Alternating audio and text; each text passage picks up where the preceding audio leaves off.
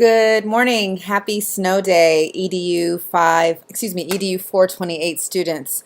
I just wanted to make a real quick video to introduce this week's study.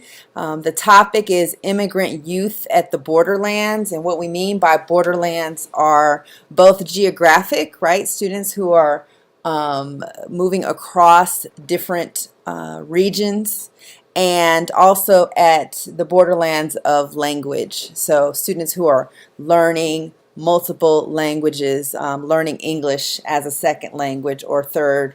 So that's what the borderlands piece means. It's a reference to Gloria Anzaldúa's work at the borderlands as well. So this week we have, you'll be reading one of three different cases from Paul Gorski's book that includes several case studies, and this set of case studies is on immigrant students. One of the case studies is called An Assigned Nickname, the second is I'm Not Black, and the third is Parent Involvement, and those are on D2L attached. Case study 11.3 is not included in this assignment. So you'll choose one of those case studies. Read it carefully. It's very brief. They are very brief. So read carefully and consider and analyze this case study. Go back to what you've learned from chapters 2 around critical theory and critical thinking, and chapter 3 on culture and socialization from Sensoy and D'Angelo. Use that knowledge, use your results from your quiz, your check for understanding, to respond to the questions at the end of the case. So each case has a set of 3 or 4 questions. So I want you to make sure you draw from the prior reading in your response to those questions as it's applicable. Consider what decisions should be made in the best interest of the student. So case studies are open-ended, right? They're open-ended problems.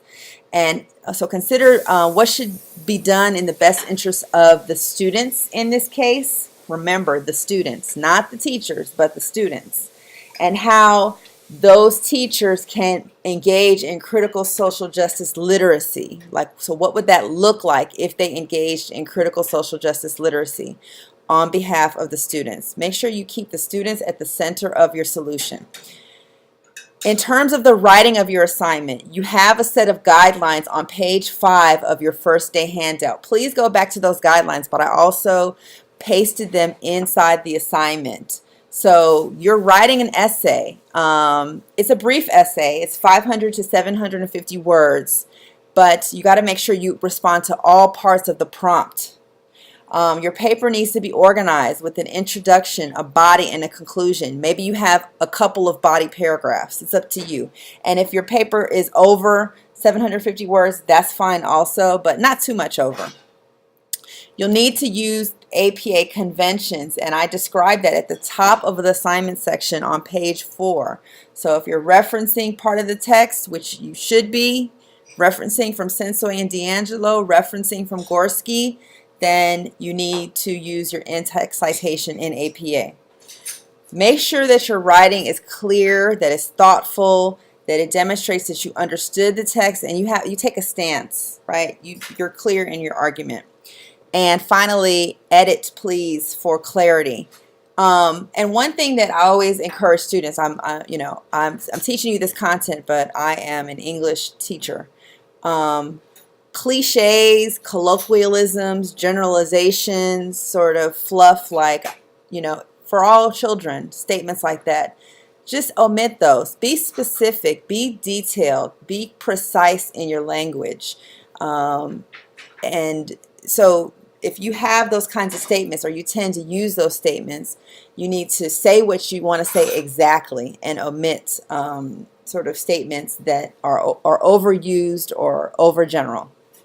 I'm really excited about your responses to this case, and I hope that folks choose a variety of cases to respond to, so that we have a variety of responses. Okay, I will see you virtually. Take care.